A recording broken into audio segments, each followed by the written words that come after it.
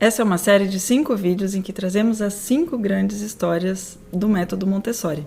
Na primeira grande história a gente viu a aparição do universo, na segunda a aparição da vida na Terra, na terceira os 3 dons do ser humano e na quarta a aparição da linguagem escrita, essencialmente. Na quarta e última grande história... Na quinta e última grande história, a gente apresenta para a criança o problema que as civilizações tinham, que a vida em comunidade tinha, e como o ser humano resolveu isso. Então, se a gente vivendo, né, em família, ou tendo vizinho, ou negociando com outro, a gente tinha que poder saber quantificar. Então, eu te dou uma galinha e você depois tem que me dar... o trigo. O trigo. E a gente, nessa troca, a gente precisa de quantidade. A gente precisa de símbolos que... pudessem representar essa quantidade. Então, a gente mostra para a criança como que ao longo da nossa história, diversas civilizações representavam essas quantidades, esses símbolos. Então, logo no início, algumas usavam pedras para... simbolizar as quantidades. Tem outro exemplo que a gente gosta de dar em sala de aula também, que são os traços. Então, por exemplo, se eu tinha um rebanho e queria contar quantos animais eu tinha no meu rebanho, eu fazia todos eles passar através de um caminho e ia fazendo os traços numa árvore. Isso. Os babilônios, por exemplo, eles tinham seus números. Eram representados com esses símbolos. E nessa grande história, a gente vai falando das civilizações. A gente vai contando como o ser humano foi lidando com esses problemas. No início, não existia o símbolo para representar o zero, não existia nenhum conceito de zero. E até chegar, esse aqui então é dos gregos. Isso. É interessante até na questão da educação cósmica, em que a gente vai trazendo conceitos. Então, a quinta grande história é uma introdução à matemática, mas como o Felipe está mostrando, ela vem também muito interligada à história, que a gente vai falando de cada uma dessas civilizações. E no início, quando a gente começa a quinta grande história, a gente realmente conta uma história para atiçar. Então, esses são os números chineses, né? A gente atiça a curiosidade da criança falando que haviam essas trocas e que essas trocas eram feitas de uma maneira que não era eficaz. E aí as pessoas começaram a brigar, falando, não, peraí, eu vendi para vocês,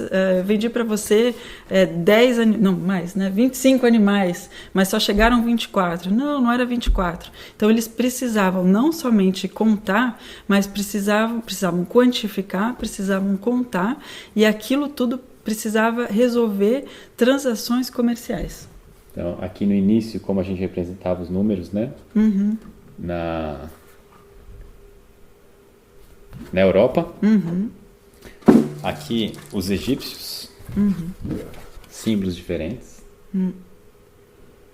E toda essa história, como a gente disse, abre as portas para a matemática. Exato. Então, por volta da quinta semana, a gente conta essa história e a gente começa a ter vários trabalhos ligados a essa grande história. Então, quando a gente apresenta, né, o todo, da onde que veio os números, para que eles serviram, faz muito mais sentido eu aprender a adição.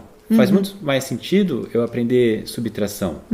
O número, ele ganha um novo significado. As contas ganham um novo significado, porque a criança e a gente mesmo, até como adulto, entende que isso faz parte da nossa história, faz parte da nossa humanidade. E facilita a nossa vida, né? Exato. A criança, inclusive, ela vai aprender conceitos matemáticos e ela vai aplicar à tarde mesmo fazendo um cookie. E aí vai ter que calcular, se tiver que dobrar a receita, quanto que precisa.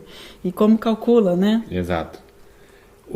Uma coisa que acontece muito dentro do nosso dia a dia no Montessori é exatamente essa interligação entre as áreas. Então, a gente pode estar apresentando a história, né, dos números, a gente está falando também das civilizações. A gente está falando de como resolver os nossos problemas do cotidiano. No Montessori, um dos principais pontos na abordagem para as crianças de 6 a 12 anos. É ela entender essa interligação, entender que ela faz parte de um todo e que cada parte, né, desse todo faz com que a gente tenha um resultado específico. Isso, né, de maneira geral, pensando no universo, mas também pensando na comunidade que a gente cria dentro de uma sala de aula. Então, nessa sala de aula aqui que eu trabalho, são 25 crianças e 2 adultos.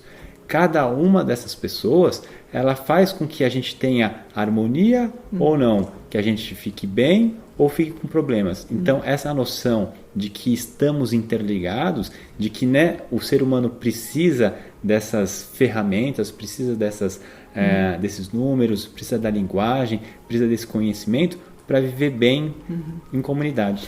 E isso é bem interessante porque trabalha dois pontos assim na criança, que é a vontade, dá uma vontade de aprender, né, de estudar, de aprofundar, de entender, porque a gente sabe o porquê, aquilo se torna, vem com sentido, né? A gente sabe que vem nos ajudar a resolver alguma dificuldade. E a segunda coisa, quando a gente vê a capacidade do ser humano de resolver problemas, isso constrói muito a nossa confiança na nossa própria capacidade de resolver os próprios problemas do cotidiano. Se você gostou dessa sequência de vídeos, tem dúvidas, comentários, pode mandar mensagem para a gente, pode escrever aqui embaixo que a gente vai ter o maior prazer de ler e responder. Isso, me chamo Emily, eu sou mãe, sou coach especializada em PNL e professora certificada pela Associação Montessori Internacional. Me chamo Felipe, sou cientista, professor especializado no método Montessori e estamos aqui para ajudar você a ver melhor com as crianças.